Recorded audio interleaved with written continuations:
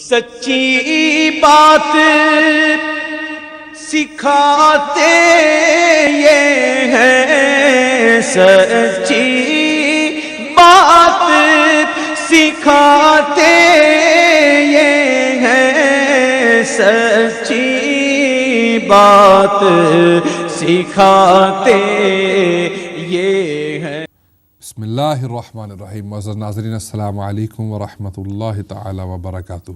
یقیناً آپ اس انتظار میں ہوں گے کہ ہم اپنی گفتگو کو وہیں سے شروع کریں جہاں نماز مغرب کے وقفہ سے پہلے ہم نے ختم کیا تھا۔ میرے ساتھ معزز مہمان، میرے خوبصورت دوست، علمی شخصیت محمد اسلم ربانی صاحب تشریف فرمائیں۔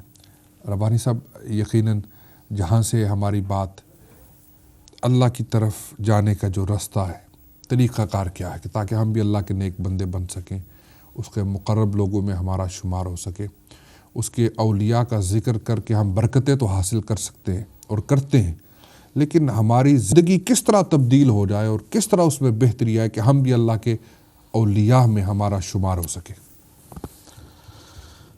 شکریہ شاہ صاحب، جیسے آپ پہلے ارشاد فرما رہے تھے اور آپ نے بہت خوبصورت باتیں پہلے پروگرام میں ارشاد فرمائیں، اور اتنے حسن والی باتوں کی موجودگی میں میں کیا گزارش کر سکتا ہوں، کیونکہ اگر انہی پہ ہم عمل کر سکیں صحیح، تو میں سمجھتا ہوں یہ ہماری دنیا و آخرت کے لیے بہترین نسخہ تھا جو آپ نے تجویز فرمایا، کہ وہ لوگ جو صاحب ایمان، صاحب تقویٰ، اور پھر ان کو اللہ رب العزت کی طرف سے وہ بشارت بھی دی گئی، خوشخبری دی گئی کہ اے لوگ،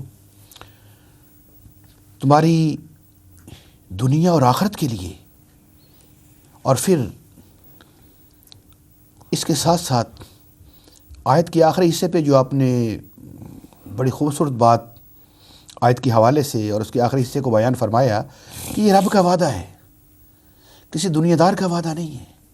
اگر تم صاحب تقویٰ ہو جاؤ اور پھر یہ صفات تمہارے اندر پیدا ہو جائیں، خوف خدا آ جائے، اور ہر معاملہ تم اللہ اور اس کے رسول کے حکم کے مطابق بسر کرو اور گزارو، تو یقیناً پھر اللہ کا جو وعدہ ہے تمہارے ساتھ، وہ تمہاری دنیا بھی بہتر ہے صحیح، اور آخرت بھی بہتر ہے۔ بالکل صحیح۔ مین چیز جو ہم شروع میں اور آپ یہ ڈسکس کر رہے تھے کہ اس وجود کے اندر خوف کا آ جانا، اور خوف اپنے رب کا خوف۔ اللہ، کیوں؟ اگر ہمیں یہ علم ہو جائے، علم سے مراد فرمایا کہ وہ عالم وہ ہوتا ہے جو اپنے گناہوں کے اور اس پہ ہونے والے عذاب سے باخبر ہو جائے، کہ یہ تو ہم جانتے ہیں کہ یہ گناہ ہے، اور اس کے ساتھ ہو کہ اس پہ پکڑ کتنی ہوگی، گرفت کتنی ہوگی، اس سے خوف کھا جائے، ڈر جائے اور اس کو چھوڑ دے اور اس سے منہ موڑ لے اور اس کی طرف جانے کا دھیان بھی نہ کرے۔ حقیقت میں وہ چیزوں کا وہ عالم ہے۔ اور خوف خدا، جیسے میں عرض کیا کہ اگر یہ دل میں یہ بات ذہن میں بیٹھ جائے قبلہ شاہ صاحب کہ اللہ ہمیں دیکھ رہا ہے، تو ہم جو کام بھی کریں، تنہائی میں کریں، اللہ، جلوت میں ہو، خلوت میں ہو، رات کے اندھیرے میں ہو، گھر میں بیٹھے ہو، تو ہماری زبان سے نہ کسی کی بیک بیٹنگ ہو، نہ غیبت ہو، نہ ہم کسی کے متعلق کوئی ایسی رائے قائم کریں اور بنائیں، اور ہم اپنی زبان کو بھی اس لیے محفوظ رکھیں کہ اگر وہ نہیں سن رہا لیکن رب تو جانتا ہے، صحیح صحیح، یہ لکھنے والا تو لکھ رہا ہے۔ اور اس چیز کا اگر ہمیں احساس، نمبر ایک اس چیز کا احساس پیدا ہو جائے کہ وہ دیکھ رہا ہے، اور انسان جب گناہ کرتا ہے تو اس کو یہ کوئی بات نہیں کون دیکھ رہا ہے، لیکن اگر یہ ہو کہ دنیا دار تو نہیں دیکھ رہا لیکن میرا رب تو دیکھ رہا ہے، جیکر ہم گناہ کرنے والا صرف ظاہری طور پہ دیکھ کے گناہ کرتا ہے کہ دیکھیے جی کوئی دیکھنے والا نہیں ہے، لیکن اگر اسی وقت ذہن کے اندر یہ احساس بھی آ جائے کہ دنیا داروں سے تو پردے میں ہے اور دنیا دار تمہیں نہیں دیکھ رہے، دنیا کی آنکھ نہیں دیکھ رہی، لیکن وہ نظر ہے جو تمہیں دیکھ رہی ہے، وہ رب کائنات، رب کی ذات ہے جو تیرے ہر عمل کو دیکھ رہی ہے، تو آدمی پھر گناہ کی طرف نہیں جاتا۔ بالکل صحیح۔ اور دوسری وجہ یہ ہے کہ آدمی یہ دل میں خیال کرتا ہے یار گناہ کر رہا ہوں، کسی کو علم نہیں ہے۔ اللہ رب العزت فرماتے ہیں کہ میں تمہارے دل کے پوشیدہ راز سے ہی باخبر ہوں، میں جانتا ہوں۔ اور یہاں بھی اگر آدمی کے ذہن میں یہ ہو قبلہ شاہ صاحب، وہ علیم بذات الصدور، وہ علیم بذات الصدور ہے اور اس کے علم میں ہے۔ تو تیسری چیز یہ ہے، جیسے وہ بات پہلی میں ہی سب باتیں آ جاتی ہیں، اس کا خلاصہ یہ ہے کہ گھر میں اکیلا ہوں، کوئی مجھے دیکھ نہیں رہا، لیکن رب کائنات جل مجدہ کریم کا ارشاد ہے کہ جہاں تم دو ہو وہاں تیسرا تمہارا رب تمہیں دیکھ رہا ہے، تین ہو تو چوتھا دیکھ رہا ہے، اور چار ہو تو پانچواں دیکھنے والا رب ہے۔ اس طرح جتنے بھی تم ہو، لیکن اس سے آگے تمہیں خدا دیکھ رہا ہے۔ تو ایک چیز یہ ہو کہ اللہ رب العزت مجھے دیکھ رہا ہے، وہ میرے ہر عمل سے واقف ہے، اور وہ مجھے میرا ہر قول و فعل اس کے سامنے ہے۔ اور آگے فرمایا بندہ یہ سمجھتا ہے گناہ کرتے ہوئے کہ میرا کوئی کچھ بگاڑ نہیں سکتا، اس لیے جرت کرتا ہے کہ میرا کوئی کچھ بگاڑ نہیں سکتا۔ لیکن اگر اس کے علم میں یہ آ جائے کہ اللہ فرماتے ہیں میں ایسا عذاب دوں گا جو عذاب جہان والوں نے دیکھا بھی نہ ہوگا، یعنی پکڑ، اللہ کی پکڑ، ان بطش ربک لشدید، اللہ کی گرفت بڑی سخت ہے۔ اگر یہ احساس ہو جائے کہ اللہ کی گرفت جو ہے وہ بڑی سخت ہے اور میں اس سے بچ نہیں سکتا، تو آدمی گناہ نہیں کرتا۔ دیکھیں نا، ہم ڈرائیو ہی کر رہے ہوتے ہیں تو جب سپیڈ کیمرہ آ جائے ہم ایک دم اپنی سپیڈ کو کنٹرول کر لیتے ہیں، کیونکہ ہمیں پتہ ہے ایک تو یہ ریکارڈ ہو جائے گا، دوسرا ہمیں اس کا نقصان یہ ہوگا کہ ہمیں فائن پے کرنا پڑے گا، پکڑ ہوگی نا اس پہ، یعنی پتہ بھی چل جائے گا اور پکڑ بھی ہوگی، ہمیں اس کا نقصان ہوگا، ہمیں اس کا فائن دینا پڑے گا۔ تو یہ دنیا کی چھوٹی سی چیز کے لیے اگر ہم اتنی احتیاط کرتے ہیں تو آخرت کے لیے بھی ہمیں یہ سوچنا ہوگا کہ ہم جو کام کر رہے ہیں، ایک تو یہ ریکارڈڈ ہے، ایسا نہیں ہے کہ کسی کو پتہ نہیں ہے، اللہ کی بارگاہ میں یہ ریکارڈڈ ہے، اور دوسرا یہ اس کی پکڑ ہے، ان بطش ربک لشدید۔ بعض اوقات رب تعالیٰ کی طرف سے ڈھیل ہوتی ہے، لیکن یہ سمجھنا چاہیے کہ اس کی پکڑ بڑی سخت ہے۔ گیرت نہ گیرت، گیرت سخت گیرت، نہ پکڑے تو نہ پکڑے، لیکن جب پکڑ لے پھر بڑی سخت اس کی بڑی سخت پکڑ ہے۔ یعنی اکاؤنٹیبلٹی ہوگی، جواب دینا پڑے گا، عذاب ہوگا، اللہ کی پکڑ ہوگی، اللہ کی گرفت ہوگی، اس سے ہر وقت ڈرتے رہنا چاہیے۔ یہ چیز ہے کہ اگر آدمی کو نقصان کا پتہ ہو، صحیح، جیسا میں نے چیز یہ کہ اگر اس کو نقصان کا پتہ ہو صحیح، تو آدمی وہ کام نہیں کرتا۔ بالکل صحیح۔ مثلا مثال ہے، ایک آدمی ہے اور اس کے سامنے بسکٹ کا ڈبہ پڑا ہوا ہے، اس کو پتہ ہے اس میں ایک بسکٹ وہ ہے جس میں زہر ہے، وہ کسی کو ہاتھ نہیں لگائے گا، باقیوں سے ہی بچے گا۔ لیکن اگر کسی بچے کے سامنے آپ رکھ دیں، وہ بچہ اٹھا کے کھائے گا، کیونکہ اس کو پتہ نہیں، شعور نہیں ہے، وہ شعور نہیں، اسے پتہ نہیں اس کا نقصان کیا ہوگا، صحیح، اسے پتہ نہیں کہ یہ کھانے کے بعد میری حالت کیا ہوگی، صحیح، اسے یہ پتہ نہیں کہ یہ اگر میں کھا لوں گا تو میرا کیا بنے گا۔ اسی طرح اگر یہ شعور ہو جائے، یہ پتہ چل جائے انسان کو کہ اگر میں نے یہ عمل کیا اور یہ میں نے کام کیا، اس پہ گرفت کتنی ہے، دوزخ کا عذاب کتنا ہے، اللہ رب العزت کی طرف سے اس گناہ پہ پکڑ کتنی ہے، اللہ اکبر، وہ آدمی اس کے قریب تک نہیں جاتا، اسی لیے کہ اس کو علم ہے کہ جو یہ میں کام کر رہا ہوں اس پہ خدا کی طرف سے پکڑ ہے۔ اللہ تعالیٰ نے سورہ فرقان میں بھی اپنے بندوں کے کچھ خاص جو ایٹریبیوٹس ہیں، ان کی جو خوبصورت عادات ہیں، جو طریقہ کار ہے، جو خوبیاں ہیں، ان کا ذکر کیا۔ فرمایا وَعِبَادُ الرَّحْمَنِ الَّذِينَ يَمْشُونَ عَلَى الْأَرْضِ هَوْنًا سبحان اللہ۔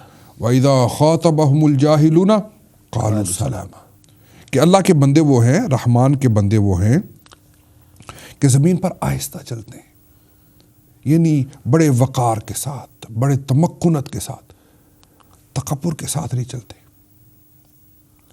اکڑ اکڑ کے نہیں چلتے، اس طرح نہیں چلتے جس طرح زمین کو پھاڑ دیں گے۔ اب آپ دیکھیں کہ ہم نے بڑے بڑے اکابر دنیا دار دیکھیں نا، جو جاہل ہیں، جیسے آپ نے بھی جہالت کی بات کی، آپ دیکھیں گے کہ دنیا کا اگر ایک تھوڑا سا بھی اللہ پاک نے کسی کو عطا فرما رکھا ہے، وہ اسے سنبھالا نہیں جاتا، تھوڑی سی۔ اب دیکھتے ہیں لوگ کتنی بڑی بڑی باتیں کرتے ہیں، کتنے بڑے بڑے دعوے کرتے ہیں، کتنا ان میں تکبر ہے، دوسروں کو کس طرح حقارت سے دیکھتے ہیں، ایسے کہ جس طرح پتہ نہیں زمین پھاڑ دیں گے یا پتہ نہیں کیا کر دیں گے۔ اور آپ بھی بڑے بزرگوں کی بارگاہ میں زانو تلمس طے کیے ہوئے، اور ہم نے بھی دیکھا اللہ والے جن کو اللہ تعالیٰ نے علم بھی عطا فرمایا، فضل بھی عطا فرمایا، اپنی معرفت بھی دی، جن کے شاگرد بھی ہزاروں کی تعداد میں، جن کے مرید بھی لاکھوں کی تعداد میں، دولت دنیا بھی اللہ نے ان کی پاؤں کی ٹھوکر پہ رکھی، اور حکومت اور روب اور دبدبے اور اثر و رسوخ والے بھی ان کی جوتیاں اٹھانا اپنے لیے باعث فخر سمجھے۔ بے شک آپ نے دیکھا ہوگا کس طرح وہ عجز کے ساتھ اللہ کی زمین پہ چلتے ہیں۔ ایک طرف وہ دنیا دار جس کے پاس ابھی کچھ بھی نہیں ہے تو اکڑتا پھرتا ہے، اللہ کی مخلوق کو تنگ کرتا ہے، اذیت دیتا ہے، اس کی زبان میں گندگی، اس کے کردار میں گندگی، اس کے چلنے میں گندگی، تکبر اور اللہ کی مخلوق کے لیے اذیت۔ اور ایک طرف آپ وہ دیکھتے ہیں جن کے پاس تقویٰ بھی، طہارت بھی، علم بھی، شریعت بھی، طریقت بھی، اور ساتھ دولت دنیا بھی اللہ نے ان کے پاؤں کی ٹھوکر پہ رکھی ہے۔ دنیا کے بڑے بڑے اثر و رسوخ ان کے جوتیوں کو سر پہ رکھنا تاج سروری سمجھے، اور دولت دنیا بھی اللہ نے انہیں عطا فرمائی اور اثر و رسوخ بھی عطا فرمایا، لیکن وہ دیکھیں ان کا زمین پہ چلنا کتنا عجز کے ساتھ، کتنا انکساری کے ساتھ، اللہ کی مخلوق کو وہ کتنی عزت دیں، اور جدھر جائیں آسانیاں لے کے جائیں، سبحان اللہ، جدھر جائیں اللہ کی مخلوق کے لیے شفقت اور رحمت لے کے جائیں، جدھر جائیں۔ اسی لیے اللہ فرماتا ہے میرے بندے وہ ہیں عباد الرحمن الذین یمشون علی الارض ہونا، سبحان اللہ، کر زمین پر سنبھل کے چلتے ہیں، عجز کے ساتھ، انکساری کے ساتھ۔ گویا آپ نے ہمارے لیے درس یہ چھوڑا ہے اللہ کہ جو دنیا دار ہیں جب ان کے پاس مال آتا ہے تو وہ اللہ اکبر، تکبر میں آ جاتے ہیں، جتنا مال آتا ہے وہ تکبر ہوتے جاتے ہیں، اللہ لیکن جو اللہ کے بندے ہیں ان پہ رب کا فضل ہوتا ہے تو وہ انکساری اور عاجزی کا مرقع بن جاتے ہیں، اللہ اکبر، انکساری اور عاجزی کا پیکر بن جاتے ہیں۔ جتنا فضل زیادہ ہوتا ہے، شیخ سعدی فرماتے ہیں نہج شاخ پر بے وسر بزمی، اوہ جب شاخ کو پھل لگ جائے وہ جھک جاتی ہے، واہ واہ، اللہ والوں کا یہی ہے، جتنا اللہ کا کرم ہوتا ہے، اتنی اللہ کا ان فضل کی ہوتا عاجزی بڑھتی ہے، وہ جاتی ہے۔ جھکتے ہیں عاجزی کے، یعنی عاجزی میں آ جاتے ہیں، وہ عاجز ہو جاتے ہیں، اور سب کچھ ہونے کے باوجود ان میں تکبر نہیں ہوتا۔ اور سب سے بڑی بات یہ عاجزی ہمارے آقا کی سنت ہے، تاجدار کائنات ہے، سبحان اللہ، سید الانبیاء والمرسلین ہے، سبحان اللہ، جن کی ہاتھ کی انگلی کے اشارے سے ابھی ٹچ نہیں فرمایا، ابھی ٹچ نہیں کیا، اس کو لمس نہیں ملا، صرف اشارہ ہوا میں چل گیا، ابھی ٹچ نہیں ہوا، لگا نہیں ہے، صرف ہوا میں اشارہ کیا، تو جن کی ہاتھ کی انگلی کے اشارے سے چاند دو ٹکڑے ہو جائے سبحان اللہ، تو ان کے ہاتھ لگنے کی کیا برکت ہو، سبحان اللہ، جن کے مرضی سے ڈوبا ہوا سورج واپس آ جائے، جانور جن کے بارگاہ میں قدموں میں آ کے سجدے کریں، جن کے سے آ کے گفتگو فرمائیں، درخت اپنی جڑیں چیرتے ہوئے آ کے بارگاہ میں صلاۃ و سلام کے نذرانے پیش کریں، سبحان اللہ، اور پتھر جن کے حکم پر پانی پہ تیر کے دکھائیں، سبحان اللہ، اور آپ کے کھڑے ہونے پہ پہاڑ لرزہ برندام ہو جائے، اور اگر آپ چل رہے ہوں تو پتھر آپ کو صلاۃ و سلام پیش فرمائیں، سبحان اللہ، جن کے ہاتھ میں کنکریاں جو ہیں وہ کلمہ پڑھیں، سبحان اللہ، اور جن کی مرضی پا کے نگاہ پاک اٹھ جائے، قبلہ تبدیل ہو جائے، سبحان اللہ، اور ساری کائنات رب کو راضی کرنا چاہے، رب فرمائے وَلَا سَوْفَ يُؤْتِيكَ رَبُّكَ فَتَرْضَىٰ، محبوب سارے مجھے راضی کرنا چاہتے ہیں، میں تجھے اتنا فرماؤں گا، اتنا عطا فرماؤں گا، اتنا عطا فرماؤں گا، راضی کر کے چھوڑوں گا۔ اور جس کے غلاموں میں سیدنا صدیق اکبر، سیدنا فاروق اعظم، سبحان اللہ، سیدنا عثمان غنی، حیدر کرار، عشرہ مبشرہ، اصحاب بدر، اصحاب بیت رضوان، صحابہ کبار کی جماعت، جن کی بارگاہ میں جان نثار اور جان باز ہوں، اور اتنی عزتوں اور عظمتوں کے، جن کے پیچھے مقتدیوں میں سیدنا آدم سے لے کے سیدنا نوح سے لے کے سیدنا ابراہیم سے لے کے سیدنا یوسف سے لے کے سیدنا یعقوب سے لے کے سیدنا موسیٰ سے لے کے سیدنا عیسیٰ سے لے کے سارے انبیاء اور رسل جن کے پیچھے مقتدی بن کے کھڑے ہوں، وہ فرماتے کیا ہیں؟ انا بشر مثلکم. علامہ صاحب کتنی عاجزی کی انتہا ہے بے شک. کہ سب کچھ ہوتے ہوئے فرماتے ہیں لوگوں میں انا بشر مثلکم. کائنات جن کی اشارے کی محتاج ہے. کائنات جن کے اشارے کی محتاج ہے، اور وہ جو نہ تھے تو کچھ نہ تھا. سبحان اللہ. علامہ ربانی صاحب، وہ جو نہ تھے تو کچھ نہ تو تھا. کچھ نہ تھا، وہ جو نہ ہو تو کچھ نہ ہو. جان ہے وہ جہان کی، جان ہے تو جان ہے. سبحان اللہ. وہ ہستی سرکار کی بارگاہ میں باہر سے وفد آئے، باہر سے لوگ آئے تو وہ پہچان نہ سکتے کہ حضور اپنے صحابہ کے ساتھ اس طرح بیٹھے ہوتے کہ کوئی خاص سیٹ نہیں ہے، کوئی خاص لباس نہیں ہے. سرکار اپنے صحابہ کے ساتھ مل کے بیٹھے ہیں، مل کے ان کے ساتھ رہتے ہیں، ان جیسا لباس پہنتے ہیں، ان کے ساتھ فرش پہ بیٹھ جاتے ہیں، ان کے ساتھ مل جل کر بیٹھتے ہیں. جب باقی سارے کام کرتے ہیں سرکار بھی ان کے ساتھ کام کرنا شروع فرما دیتے ہیں. باقی گارا اٹھاتے ہیں سرکار ان کے ساتھ گارا اٹھاتے ہیں. باقی خندق کھودتے ہیں سرکار ان کے ساتھ خندق کھودنے میں شریک ہو جاتے ہیں. اگر جوتا مبارک ٹوٹ جائے اس کو پیوند خود لگا لیتے ہیں. گھر میں جاتے ہیں بکری کا دودھ خود دھو دیتے ہیں. گھر کا کام اپنے ازواج المطہرات کے لیے اپنے ہاتھ سے فرماتے ہیں.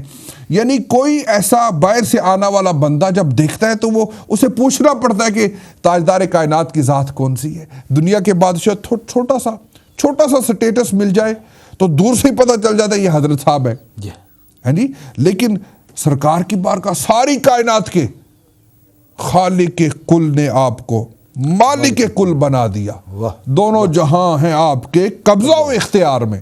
جس ہستی کی بارگاہ میں دونوں جہاں کا اختیار ہو، آپ جاتے ہیں تو صحابہ کے ساتھ بیٹھے ہیں. باہر سے آنے والا بندہ پہچاننا پڑتا ہے، اسے پوچھنا پڑتا ہے. ان کے ساتھ مل کے رہتے ہیں. عجز اور انکسار کی یہ انتہا ہے.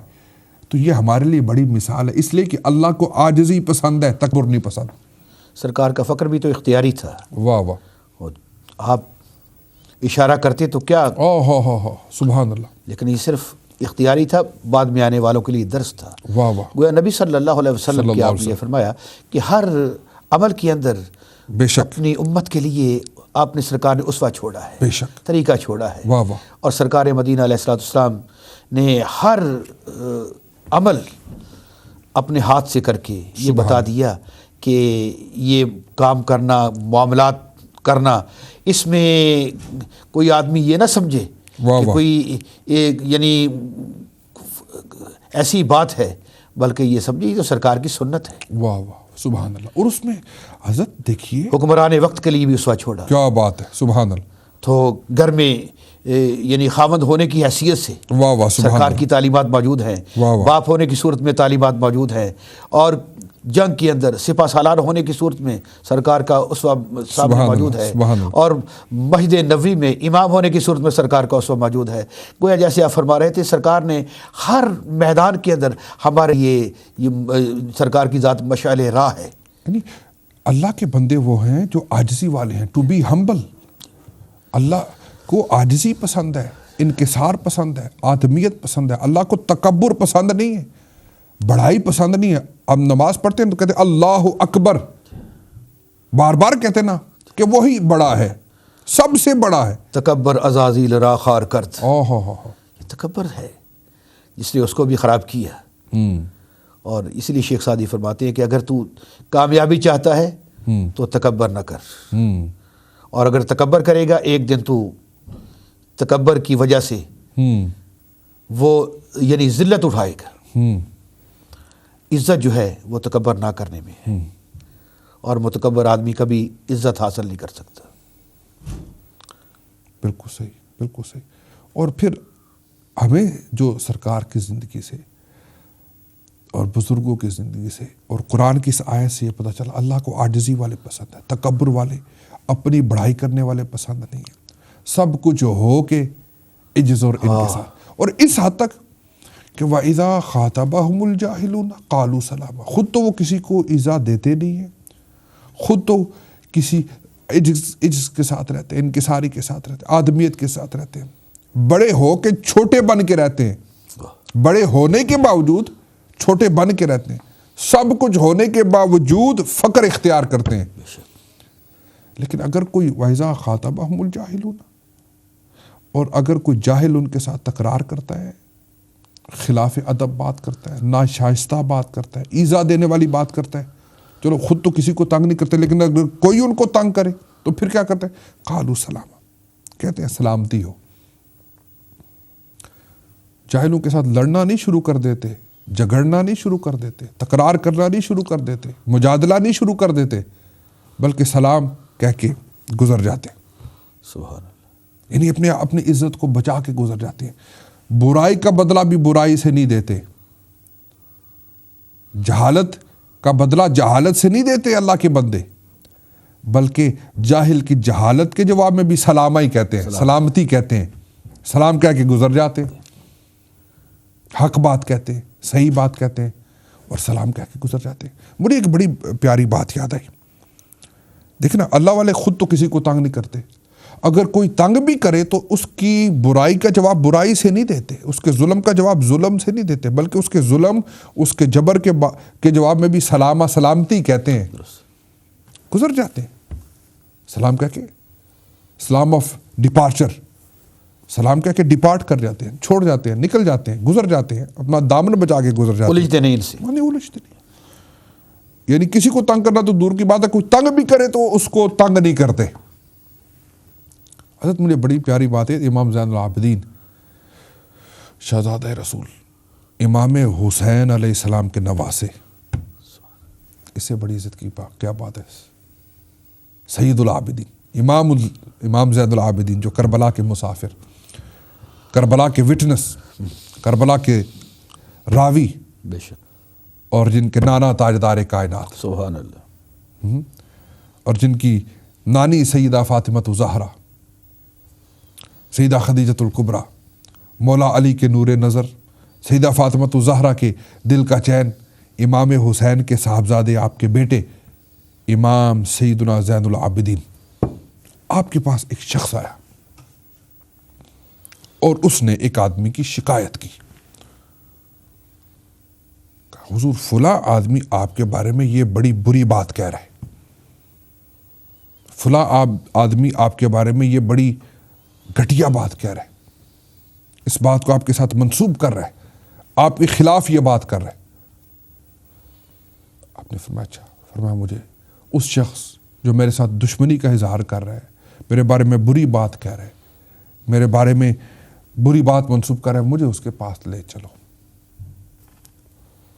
اچھا. اب جب آپ وہاں پہ پہنچے تو وہ یہ سمجھا کہ شاید سرزنش کریں گے، کوئی سزا تجویز فرمائیں گے، اس کو برا بلا کہیں گے. آپ نے فرمایا میں نے سنا ہے کہ تم میرے بارے میں یہ بری بات کہہ رہے ہو اور یہ بری بات میرے ساتھ منسوب کر رہے. وہ شرمسار ہو کے، نادم ہو کے، شرمندہ ہو کے کہتے جی ایسے ہی ہے. اللہ اکبر. آپ نے فرمایا اگر یہ بات جو تم میرے ساتھ منسوب کر رہے ہو اگر میرے اندر ہے تو اللہ مجھے معاف فرمائے. واہ واہ. اور اگر نہیں ہے، جیسا کہ نہیں ہے، تو اس تہمت اور بہتان کے گناہ کو اللہ تم سے معاف فرمائے. انکساری اور عاجزی. ہائے ہائے ہائے ہائے.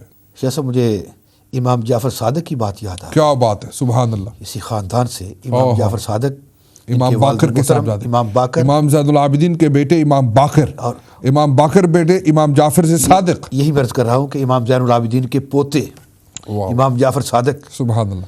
تو آپ یعنی انکساری دیکھو، سبحان اللہ. یعنی عاجزی دیکھو کس کا. کیا بات ہے، کیا جیسے آپ بات. ارشاد فرما رہے تھے کہ خاندان دیکھو، اوئے ہائے. نسبت دیکھو، واہ واہ. خون دیکھو، کیا بات. اولاد رسول ہیں، ہاں ہاں ہاں. اور مقام ان کا دیکھو، ان کی عظمت کو واہ دیکھو. واہ. سبحان فرشتے بھی جن کو سلام کریں، واہ واہ. فرشتے بھی جن کی بارگاہ میں آئیں، اور مقام اتنا بلند ہے، لیکن انکساری اور عاجزی کا عالم یہ ہے کہ اپنے غلاموں سے کہتے کہ اگر قیامت کے دن جس کی بخشش ہو گئی وہ میری سفارش کر دینا، اللہ میری سفارش کر دینا. اللہ. غلاموں نے عرض کی اے رسول اللہ کے بیٹے ابن رسول اللہ، آپ ہمیں کہہ رہے ہیں جب کہ آپ کے نانا جان وہ امت کے شفیع ہیں، شفیع مجرمہ ہیں. اب دیکھیے امام جعفر صادق کا یہ ارشاد کس قدر انکساری ہے. سب یہاں آپ فرماتے ہیں کہ یہ تو ٹھیک ہے، میرے نانا جان شفیع مجرمہ ہیں اور قیامت کے دن کوئی شفاعت ہر ایک کے لیے ہوگی،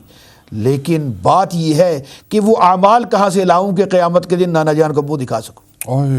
کس قدر انکساری, کس قدر عاجزی, اور کتنے بڑے ہیں اور کتنے بڑوں کی اولاد ہیں. واہ واہ, بے اجازت آپ فرما رہے تھے نا کہ بے اجازت جن کے گھر جبریل بھی آتے نہیں, بے اجازت جن کے گھر جبریل گھر دیکھیں کون سا ہے, اور عاجزی اور انکساری دیکھیں. گھر یہ ہے کہ بے اجازت جن کے گھر جبریل بھی آتے نہیں. قدر والے جانتے ہیں قدر و شان اہل بیت, قدر والے جانتے ہیں قدر و شان اہل بیت, اور ان کی پاکی کا خدائے پاک کرتا ہے بیان. سبحان اللہ. گھر وہ ہے, گھر گھرانہ خاندان وہ ہے کہ عظمت اور شان یہ ہے, اور عاجزی اور انکساری دیکھیں کہ ان کی پاکی کا خدائے پاک کرتا ہے بیان. آیا تطہیر سے ظاہر ہے شان اہل بیت. سبحان اللہ. اور گھر لٹانا, گھر لٹانا جان دینا کوئی تجھ سے سیکھ لے. یہ گھر وہ ہے, خاندان وہ ہے, نسبت وہ ہے, اور عاجزی اور انکساری کی انتہا کہ گھر لٹانا جان دینا کوئی تجھ سے سیکھ لے. جان عالم ہو فدا اے خاندان اہل بیت. باغ جنت کے ہیں باغ جنت کے ہیں بہرے مدح خان اہل بیت, اور تم کو مجدہ نار کا اے دشمنان اہل بیت. اعلیٰ حضرت نے کمال کر دیا. بے ادب گستاخ لوگوں کو سنا دے اے حسن, یوں بیاں کرتے ہیں سنی داستان اہل بیت. بے ادب گستاخ فرقے کو سنا دے اے حسن, یوں بیاں کرتے ہیں سنی داستان اہل بیت. حضور اتنا بڑا گھرانہ, اتنی بڑی نسبت, اور عاجزی اور انکساری. اور یہ کربلا کے میدان کے اندر میرے آقا حسین کا صبر, وہ کوئی صبر تھا. اور سرکار امام حسین علیہ الصلوۃ والسلام نے وہ جو چاہتے, حسین رضی اللہ تعالیٰ عنہ وہ حسین ہے, میرے آقا وہ حسین ہے, وہ نبی کے نواسے, وہ شان والے ہیں کہ اگر اشارہ کرتے تو فرات ان کے قدموں میں آ جاتا,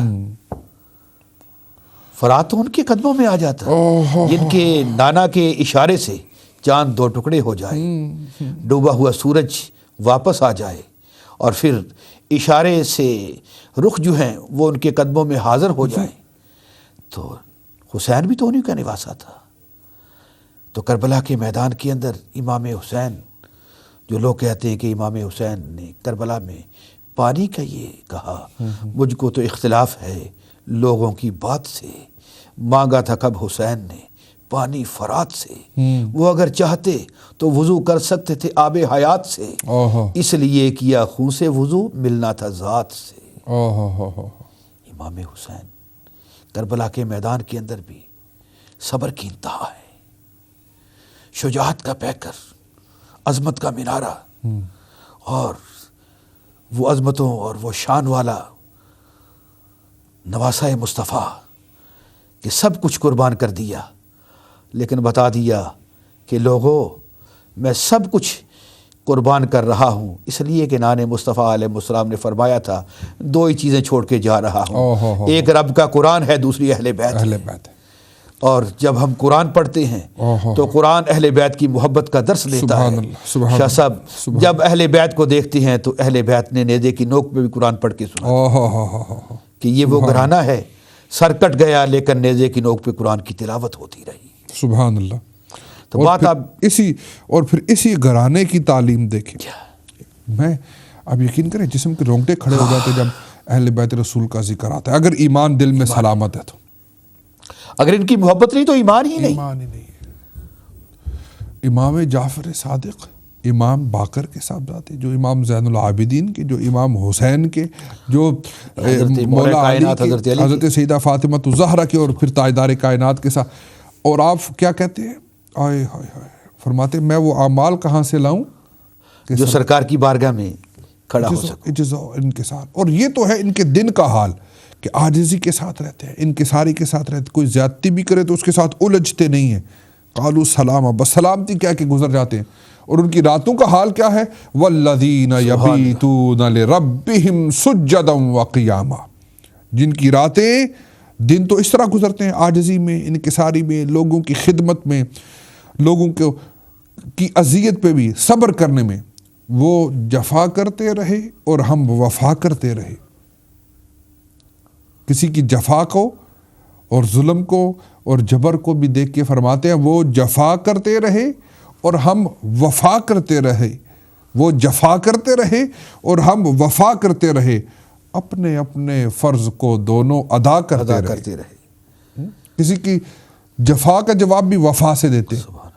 یہ تو ہے ان کا دن کا معاملہ. لیکن جب رات ہوتی ہے والذین یبیتون لربہم سجدا وقیاما، اور وہ جو رات کاٹتے ہیں اپنے رب کے لیے سجدے اور قیام میں. سبحان اللہ. اللہ کے بندے وہ ہیں. میاں صاحب نے اسی کو اپنے انداز میں کہا جس کا مفہوم کچھ یوں ہے: راتی روندے نیند اکھاتی کھوندے، فجری اوگن ہار سداون، فجری اوگن ہار سداون، سب تھی نیویں ہوندے. یعنی انکساری اور ساری رات مصلی کی پیٹھ پہ بسر کرنے والے. جب صبح ہوتی ہے، سیدنا امام زین العابدین کی ایک مجھے بات یاد آ گئی. بات اس گھرانے کی ہو رہی ہے. یقیناً اس گھرانے کا ایک فرد ایسا ہے کہ ہم ساری زندگی ایک فرد کی اس عظمت کو، ان کی یعنی لائف ہسٹری کو، سوان حیات کو، ان کے اعمال و افعال کو بیان کرتے رہیں تو زندگی جو ہے وہ ختم ہو جائے. یہ وہ گھرانہ ہے. سیدنا زین العابدین چہرے پہ ربال ہے اور اللہ کا گھر بیت اللہ ہے. طواف کرنے کے بعد زارو قطار رو رہے ہیں اور کہتے مولا تیرے آسمان پہ اتنے ستارے نہیں جتنے میرے گناہ ہیں، تیرے زمین کے ریت کے اتنے ذرے نہیں جتنے میرے گناہ. اب دیکھیے کہ کون کہہ رہا ہے، انکساری، عاجزی. اور درخت کے اتنے پتے نہیں جتنے میرے گناہ ہیں. ساری رات روتے ہوئے گزار دی. ایک مقرب اللہ کے بندے قریب بیٹھے تھے. ان کا بیٹا میں بھی تیرے لیے دعا کرتا ہوں. اور جب چہرے سے نقاب اٹھایا، کپڑا اٹھایا، وہ بزرگ غش کھا کے گر پڑے. اگر اس گھرانے کا یہ حال ہے، دیکھا زین العابدین تھے، حسین کے بیٹے تھے، بیماری کربلا تھے، اور کہا اگر اس گھرانے کا یہ حال ہے تو ہمارا کیا حال ہوگا. راتی ساری کر زاری، نیند اکھیں تی دھوندے، فجری اٹھ گناہگار کہوندے، سب تو نیوے ہوندے. رات پوے تے بے دردانو نیند پیاری آوے، تے درد مدانو یاد سجن دی ستیوں آن جگاوے. والذین یبیتون لربہم سجدا وقیاما، رات پوے تے بے دردانو نیند پیاری آوے، تے درد مدانو یاد سجن دی ستیوں آن جگاوے. جن کی رات کا معاملہ یہ ہے، اللہ کے بندے جو ہیں، اللہ کے ولی جو ہیں، کہ جن کی راتیں اپنے رب کی محبت میں، یبیتون لربہم سجدا وقیاما، رات رکوع سجود میں گزر جاتی ہے. اور اگلی بات یہ ہے حضرت کہ جو ہے وہ رات رکوع و سجود میں گزارنے کے باوجود جن کی دن کا معاملہ تو آپ نے دیکھ لیا کہ جن کا دن کا معاملہ یہ ہے اور رات کا معاملہ یہ، دن مالک کی مخلوق کی خدمت میں، رات اس کی عبادت میں، رکوع و سجود میں، اس کی محبت میں آہو زاری کرتے ہوئے. جیسے سیدنا امام زین العابدین کا آپ نے واقعہ کہ اس حد تک کہ امام حسن بصری نے جب یہ دیکھا کہ بھئی یہ تو شہزادہ رسول امام زین العابدین اتنی آہو فغاں کر رہے ہیں اور اتنی آہو زاری کر رہے ہیں، وہ جو ہے انہوں نے کہا اگر شہزادہ رسول کا اور خاندان رسول کا یہ عالم ہے تو ہماری پھر کیا جگہ ہے. اس کے باوجود والذین یقولون ربنا اصرف عنا عذاب جہنم ان عذابها کان غراما، اتنی عبادت کرنے کے باوجود، اتنی آہوزاریاں کرنے، راتیں جاگنے کے باوجود، دن کو مالک کی مخلوق کی خدمت کرنے کے باوجود اس سے بے خوف نہیں ہوتے. ہمارے پلے تو ربانی صاحب کچھ بھی نہیں ہے اور ہم بے خوف پڑے ہیں. صحیح بات ہے. اور وہ فرماتے ہیں پوری میں عرض کرتا ہوں کہ اور وہ پھر عرض کرتے ہیں والذین، اتنا کچھ کرنے کے باوجود بھی پھر دیکھیں ان کی لینگویج کیا ہے. اتنی خوبصورت جن کی زندگی، اتنی پاکیزہ زندگی، راتیں رب کی عبادت میں، پھر بھی دیکھیں ان کی لینگویج کیا ہے، ان کی زبان کیا ہے، ان کا رویہ کیا ہے، ان کا ایٹیٹیوڈ کیا ہے. والذین یقولون ربنا اصرف عنا عذاب جہنم ان عذابها کان غراما، اور وہ جو عرض کرتے اے ہمارے رب ہم سے پھیر دے جہنم کا عذاب. ہائے ہائے ہائے، اتنی عبادتیں کر کے پھر اس کی بارگاہ میں کتنے بڑے ہیں، مناجات کتنے کرتے بلند ہیں. سیدنا فاروق اعظم جیسے، صحیح، ان کی عظمت، ان کی شان، ان کا مرتبہ، ان کا مقام. پیارے آقا فرمائیں کہ اگر میرے بعد کوئی نبی ہونا ہوتا تو عمر ہوتے. صحیح، اتنی عظمتوں والے، اتنی سبحان شانوں اللہ، والے، سبحان اللہ. جن کی جبریل کہتا ہے جن کی عظمت بیان کرنے کے لیے عمر نوح کی ضرورت ہے. واہ واہ جن واہ، کی کیا شان بات، بیان کرنے کے لیے واہ واہ. عمر نوح کی ضرورت ہے. تو وہ جب اس آیت پہ آتے ہیں وَإِذَا الصُّحُفُ نُشِرَتْ، قیامت کے دن جب نامہ اعمال کھولے جائیں گے، یہ کتاب کھولی جائے گی، یہ زندگی کی کتاب سامنے ہوگی. جب اس سارے آیت پردے اٹھیں گے، جب پردے اٹھیں گے تو آپ فرماتے، یعنی جب اس آیت میں پہنچے تو بے ہوش ہو گئے. الصحف نشرت، بے ہوش ہو گئے اور تڑپتے رہے، اور جیسے پانی کے بغیر مچھلی تڑپتی ہے. کافی دیر بے ہوش رہے اور تڑپتے رہے اس آیت پہ، کلام مجید کی آیت پہ. اور یعنی آخرت کی رب کی بارگاہ میں حاضری سے اتنے بڑے بڑے لوگوں کا جب یہ حال ہے تو ہم جیسے جن کے پاس سوائے اس چیز کے کہ ہم سرکار کے امتی ہیں، سرکار کے غلام ہیں، ہم نے سرکار کا کلمہ پڑھا ہے، سرکار کے اہل بیت سے محبت کرنے والے ہیں، سرکار کے اصحاب سے پیار کرنے والے ہیں، اولیاء سے محبت کرنے والے ہیں. یہ ہمارا لائن، ہماری ڈائریکشن، اس میں کوئی شک نہیں، یہ درست ہے. لیکن اعمال کی طرف اگر دیکھیں تو وہ اتنے عظیم لوگ، فاروق اعظم جیسی ہستی، عشرہ مبشرہ، جن کو اس دنیا میں جیتے جاگتے سرکار دو عالم علیہ الصلوۃ والسلام نے جنت کی خوشخبری دے دی ہے. ہمارے پاس کوئی گارنٹی ہے علامہ صاحب؟ کوئی ہمارا عمل قبول ہو رہا ہے نہیں ہو رہا؟ یہ وہ ہستیاں حضرت فاروق اعظم، وَإِذَا الصُّحُفُ نُشِرَتْ، یعنی جب وہ آخرت کا اور اعمال کے کھلنے کا بیان ہوتا ہے تو ان ہستیوں کے خوف خدا دیکھیں کہ جن کو سرکار نے اپنی زبان پاک سے جنتی ہونے کی خوشخبری سنا دی، سبحان اللہ، اور یہ گارنٹیڈ ہے.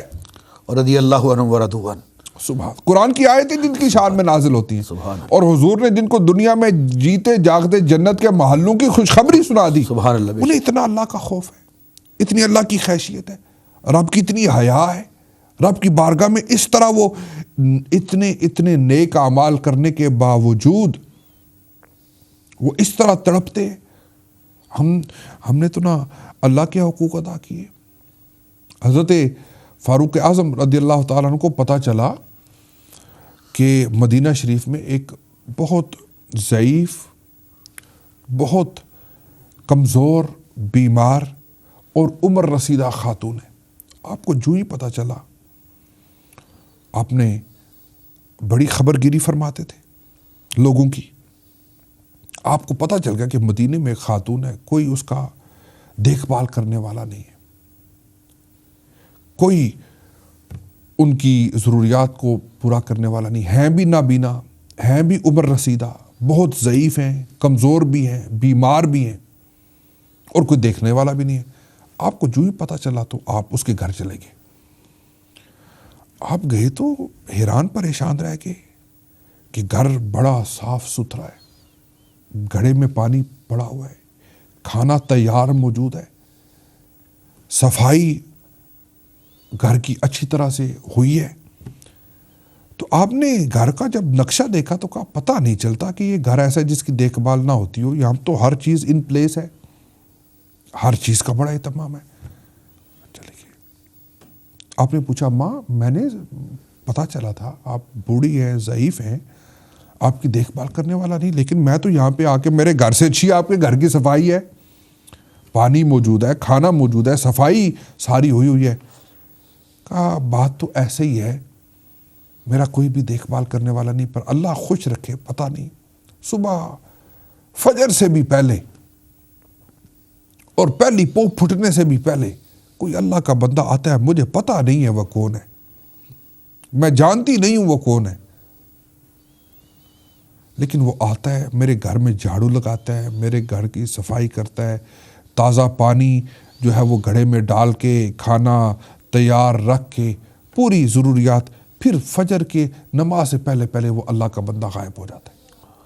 لیکن فاروق اعظم رضی اللہ تعالیٰ کو تقویٰ اور طہارت دیکھیں کہ یہ جذبہ ان میں پیدا ہوا کہ کوئی اللہ کی بندی ہے جس کو مدد کی ضرورت ہے. کس طرح جنت کی خوشخبری مل چکی ہے, احادیث جن کی شان میں موجود, قرآن کی آیات جن کی شان میں موجود, لیکن اس کے باوجود دیکھیے پہنچے, فوراً پہنچے کہ میں, لیکن پتہ چلا کہ یہ تو پہلے ہی سرکار کے صحابہ میں کہ نیکی کے لیے کس طرح وہ سبقت حاصل کرتے تھے. پتہ چلا یہاں تو معاملہ ایسا ہے. اچھا, دوسرے دن آپ بنا فجر سے پہلے جام موجود ہوئے کہ دیکھو تو صحیح معاملہ کیا ہے. آپ دیکھے, فجر سے پہلے دیکھا, منہ اندھیرے, کوئی چہرے کو ڈھانپے ہوئے آتا ہے, آ کے پورے آرام کے ساتھ گھر میں جھاڑو لگایا, پانی کا چھڑکاؤ کیا, تازہ پانی لا کے رکھا. جب گھر کے جانے لگے تو آپ نے روک لیا, فرمایا بتا تو صحیح تو ہے کون. فرمایا عمر تو نے میرا پردہ فاش کر دیا. جب چہرے سے رومال اتارا تو وہ امیر المومنین سیدنا ابو بکر صدیق رضی اللہ عنہ. اللہ اکبر, سبحان اللہ. آپ خلیفہ ہیں, حکمران مسلم اسٹیٹ کے حکمران ہیں, امیر المؤمنین ہیں, سرکار کے مسلح پہ کھڑے ہوتے ہیں اور صدیق اکبر ہیں. آپ نے فرمایا تو نے میرا پردہ فاش کر دیا.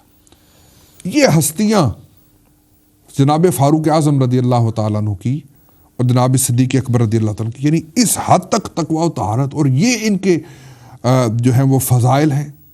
اور کس طرح یہ لوگ نیکی کی تلاش میں رہتے ہیں, کس طرح یہ لوگ اللہ کی مخلوق کو آسانی پہنچانے کی تلاش میں رہتے ہیں.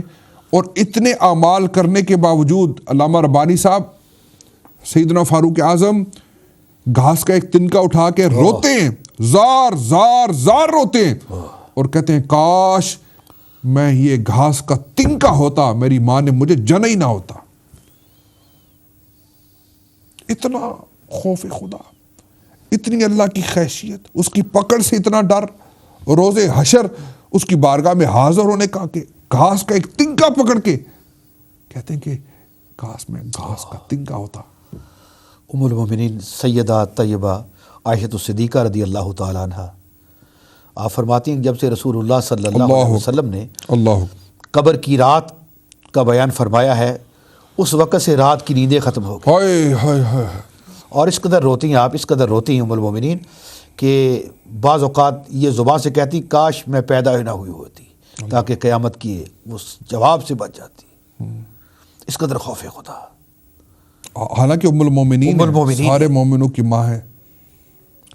اور کریں سبحان اللہ, اور قبر کی حاضری کا اس قدر احساس اور خوف ام المومنین ہو, اور یہ ہمیں چیزیں درس دے رہی ہیں کہ جب ایسی عظیم ہستیاں سبحان اللہ سب کچھ ہونے کے باوجود اور بہت کچھ ہونے کے باوجود اور جن کی طہارت, جن کی پاک دامنی کا قرآن بیان کرے, خدا بیان کرے, جن کی عظمت رب بیان کرے, عرش والا مالک بیان کرے, وہ نفوس قدسیہ, وہ عظیم لوگ اور وہ شان والے لوگ, لیکن جب اللہ کے حضور حاضر ہوتے ہیں تو کتنی عاجزی اور انکساری کا مرقع بن کر حاضر ہوتے ہیں, اور کس قدر اپنے آپ کو کس طرح پیش کرتے ہیں رب کے حضور.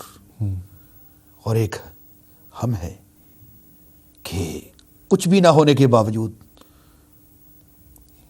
کچھ بھی نہیں ہے لیکن اس کے باوجود, اور دنیا بھی تو نہیں ہے نا کچھ کیا. علامہ صاحب وہ اس لیے کہ عدل و انصاف فقط محشر ہی پہ موقوف نہیں, عدل و انصاف فقط محشر ہی پہ موقوف نہیں, زندگی خود بھی گناہوں کی سزا دیتی ہے. زندگی خود بھی گناہوں کی سزا دیتی ہے. یعنی اللہ سے منہ موڑ کے ہماری دنیا بھی تو برباد ہو گئی ہے نا, ہماری دنیا بھی تو تباہ ہو گئی ہے نا, ہمارے دلوں کا سکون چاہتا رہا, ہماری عزتیں ختم ہو گئی, کچھ بھی نہ ملا نا.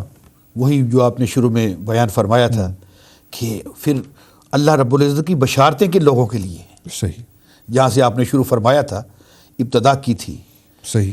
وہ صاحب تقوی صحیح. اور وہ صاحب ایمان لوگ، اللہ کی بشارتیں بھی تو ان لوگوں کی، ان لوگوں کے لیے. علامہ صاحب، میں اب پروگرام کے آخر میں آپ کا بہت شکر گزار ہوں، آپ نے وقت دیا. اللہ تعالیٰ آپ کا سایہ ہمارے سروں پر تادیر قائم رکھے اور آپ کو اس کی بہتر جزا عطا فرمائے. ناظرین، آج کے پروگرام میں ایک مختصر سی ہماری کوشش تھی، کاوش تھی. ہم نے گفتگو یہ کی کہ وہ کون سے اعمال ہیں کہ جن کو ہم اپنی زندگی میں انٹروڈیوس کر کے اور امپلیمنٹ کر کے ہم بھی اللہ کا قرب حاصل کر سکتے ہیں، اللہ کے نیک بندوں میں شامل ہو سکتے ہیں. اس لیے کہ یہ بڑا ضروری ہے کہ ہم اللہ کے پاکیزہ اور برگزیدہ بندوں کا ذکر کریں تاکہ ان کی حیات طیبہ سے ہمارے لیے سبق ہو اور ہماری زندگیاں بھی ان کے نقش قدم پر گامزن ہو جائیں. اس کا فیصلہ تو آپ ہی کریں گے کہ ہم کتنے اس میں کامیاب ہو سکے. دعا یہ ہے کہ اللہ تعالیٰ ہمیں عمل کرنے کی توفیق عطا فرمائے، اس لیے کہ عمل سے زندگی بنتی ہے، جنت بھی جہنم بھی. ہم نے تو وہ وما علینا الا البلاغ المبین پڑھ کے بیان کر دیا. اللہ ہمیں شرح صدر دے اور عمل کرنے کی توفیق عطا فرمائیے. خیریت سے رہیے گا، خیر سے رہیے گا. اللہ آپ کو خوش رہنے اور خوشیاں تقسیم کرنے کی، مسکراتے رہنے اور مسکراہٹیں بکھیرنے کی توفیق عطا فرمائے. ہر شر سے محفوظ رکھے اور ہر خیر کا منبع آپ کو بنائے. آئندہ تک کے پروگرام کے لیے اپنے میزبان سید اسد علی شاہ گیلانی کو اجازت دیجیے. دعاؤں میں یاد رکھیے گا. السلام علیکم ورحمۃ اللہ وبرکاتہ. سچی بات سکھاتے یہ ہیں، سچی بات سکھاتے یہ ہیں، سچی بات